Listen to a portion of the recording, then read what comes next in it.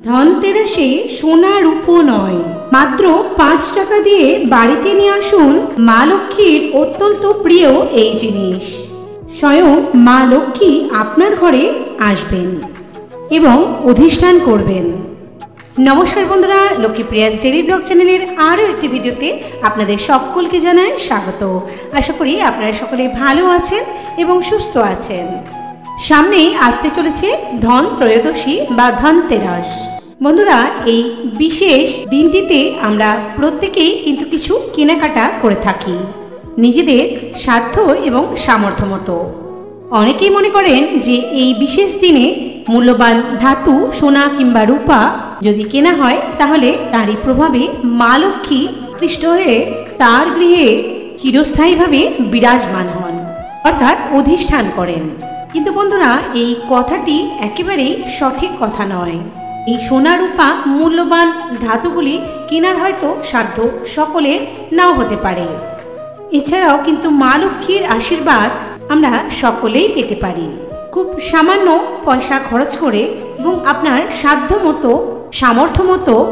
মা লক্ষ্মীর প্রিয় অত্যন্ত পছন্দের এই জিনিসগুলি আপনারা যদি এই ধনত্রয়োদশী বা ধনতেরাসের দিন এই পুণ্যবান দিনে বাড়িতে ক্রয় করে আনতে পারেন, তাহলে কিন্তু মা লক্ষ্মীর আশীর্বাদ আপনার উপর এবং আপনার পরিবারের উপর, আপনার বাড়ির উপর সারা বছর বর্ষিত হতে থাকবে এবং মা লক্ষ্মী স্বয়ং সন্তুষ্ট হয়ে আপনার ঘরে বিরাজ করবেন। বন্ধুরা, আজকের এই ভিডিওর মাধ্যমে আমি আপনাদের সঙ্গে শেয়ার করব কোন সেই জিনিস এবং ঠিক কোন সময়ে আপনারা এটি বাজার থেকে ক্রয় করে আনবেন। তো বন্ধুরা, আমরা সকলেই জেনে থাকি যে ধনত্রয়োদশীর দিন কেনাকাটার একটি শুভ এবং বিশেষ মুহূর্ত থাকে এবং একটি শুভ সময় থাকে ধনদেবীর পূজা অর্চনা করার জন্য। তাই এই দুটি আজকে আপনাদের সঙ্গে এই ভিডিওর মাধ্যমে আলোচনা করব।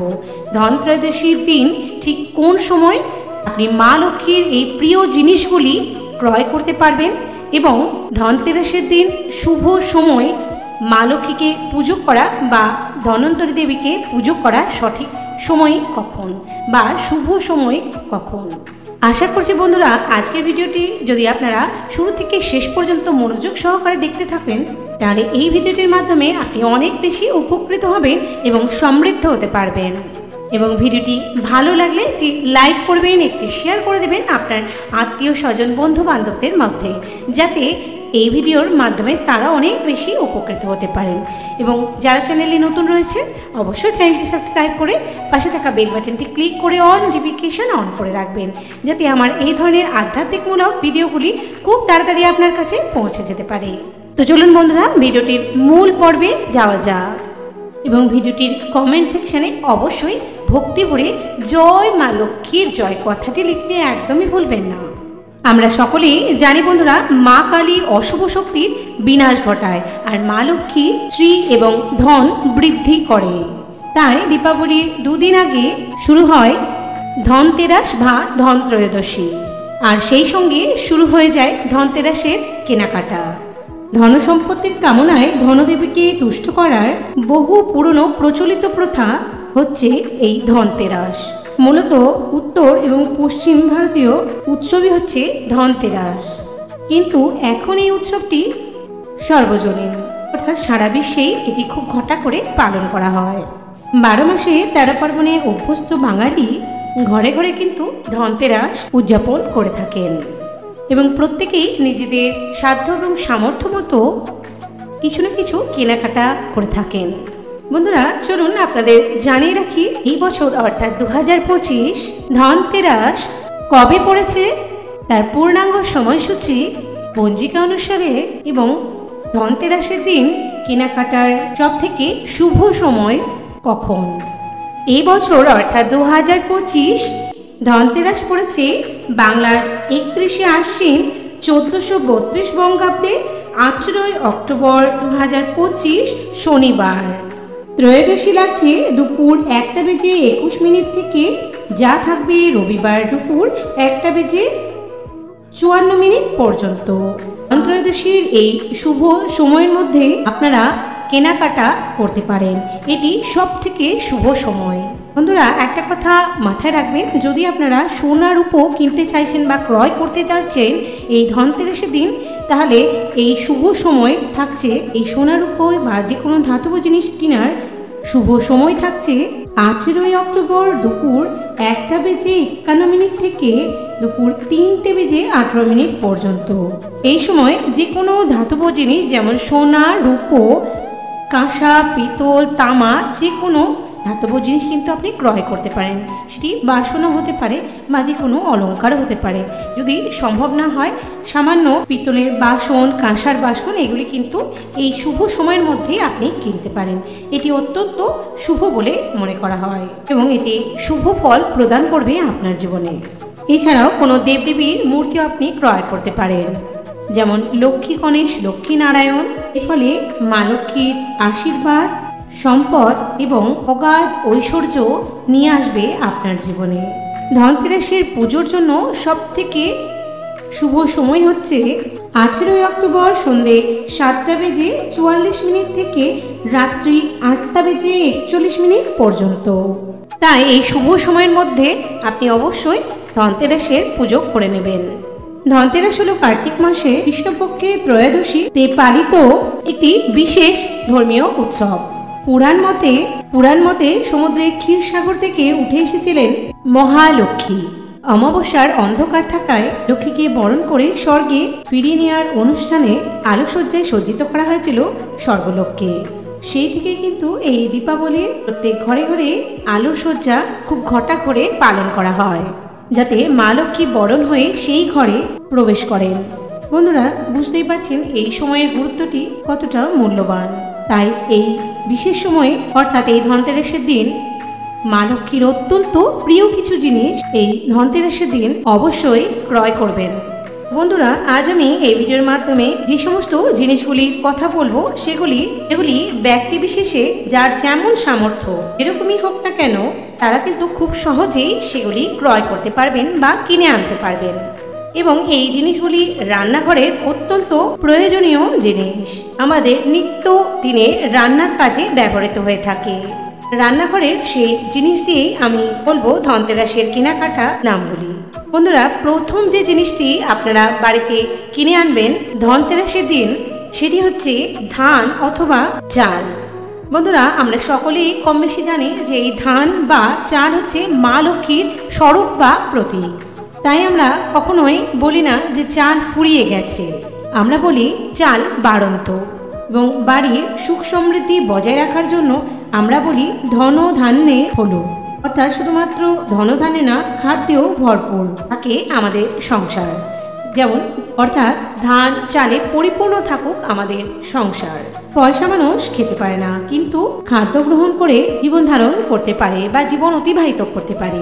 তাই কোনো বাড়িতে চাল ধান পরিপূর্ণ থাকা মানে হলো মা লক্ষ্মীর প্রতীক, অর্থাৎ সে ঘরে মা লক্ষ্মী স্বয়ং বিরাজিত।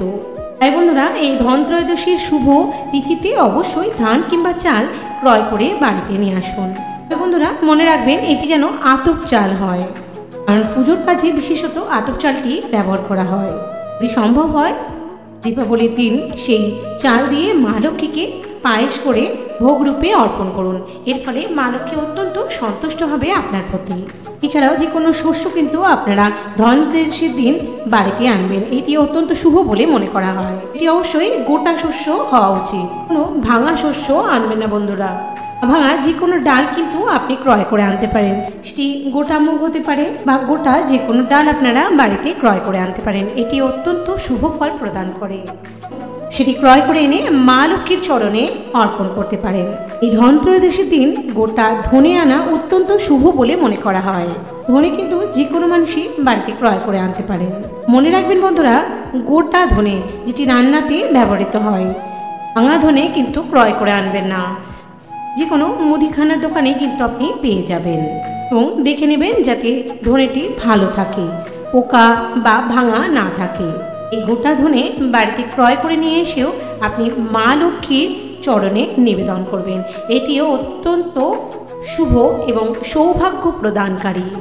এই গোটা ধনেকে সমৃদ্ধির প্রতীক রূপে মানা হয়।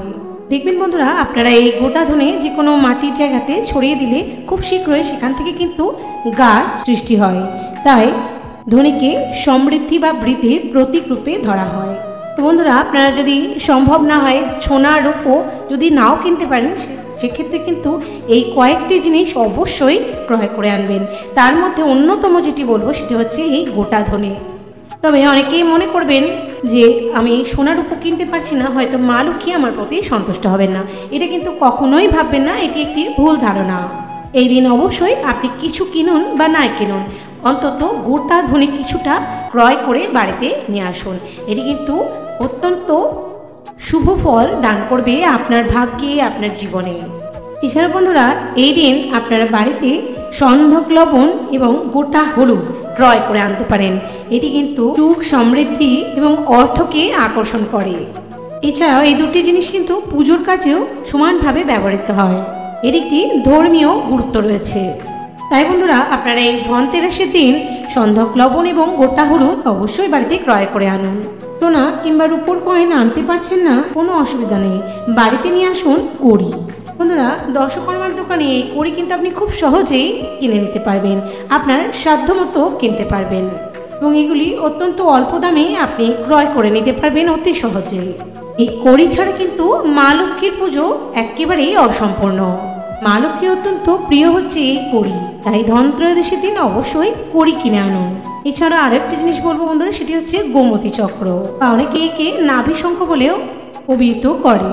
বন্ধুরা, এই সমস্ত কিছুই কিন্তু আপনি খুব সহজেই আপনার দর্শকর্মার দোকানে পেয়ে যেতে পারেন। এগুলি কিন্তু আপনার সাধ্য এবং সামর্থ্য অনুযায়ী কিনে নিতে পারবেন এবং এগুলি ক্রয় করে নিয়ে আসার পরে অবশ্যই সন্ধ্যাবেলায় মা লক্ষ্মীর চরণে অর্পণ করুন। এর ফলে দেখবেন মা লক্ষ্মী আপনার প্রতি অত্যন্ত সন্তুষ্ট হয়েছেন। এই ধনত্রয়োদশীর দিন বন্ধুরা, আপনারা অবশ্যই মা লক্ষ্মীকে পদ্ম ফুল অর্পণ করতে পারেন, কারণ মা লক্ষ্মীর অত্যন্ত প্রিয় হচ্ছে গোলাপি পদ্ম। তাই এই ধনতেরাসের দিন অবশ্যই মা লক্ষ্মীকে পুজোর সময় গোলাপ ফুল